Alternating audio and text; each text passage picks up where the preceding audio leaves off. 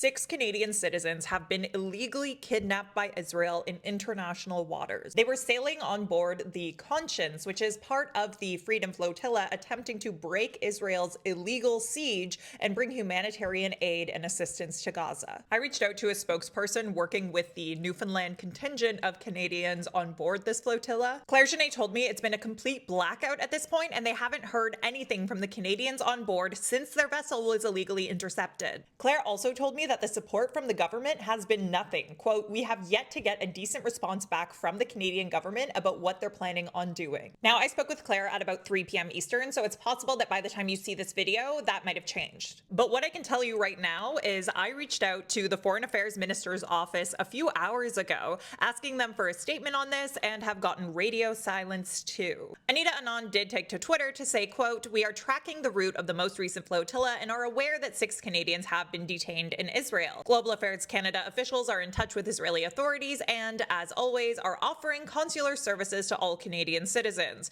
Canada urges Israel to ensure the safety of our citizens and to facilitate their swift release. We will provide more information as it becomes available." The Newfoundland MP and Fisheries Minister Joanne Thompson also took to Twitter to say that the government is working tirelessly for these 3 Newfoundlanders' safety, their quick release, and access to consular services. She also said that she shares the concerns of Newfoundlanders over their safety, which is interesting when you consider that the Newfoundlanders protesting outside her office were kicked out by the property managers without any staff member from within her office even having a single word exchanged with them. So I guess she shares the concerns, provided it's just over Twitter. I also want to remind you that this interception in international waters by Israel was illegal under international law, and therefore the detention is illegal too. For this interception to have been legal, the blockade itself has to have been legal, which would require it to not stop the delivery of humanitarian aid to civilians. Heidi Matthews, a law professor who has provided legal support to this flotilla movement, told Anita Anand on Twitter that, quote, "These are war crimes. Canada must denounce the blockade, act to end it, and demand that all Canadians are immediately released." Meanwhile, the context in the background of all of this is that Israel has referred to this flotilla movement as Hamas, which is a label that is regularly used by Israeli politicians to justify abuses.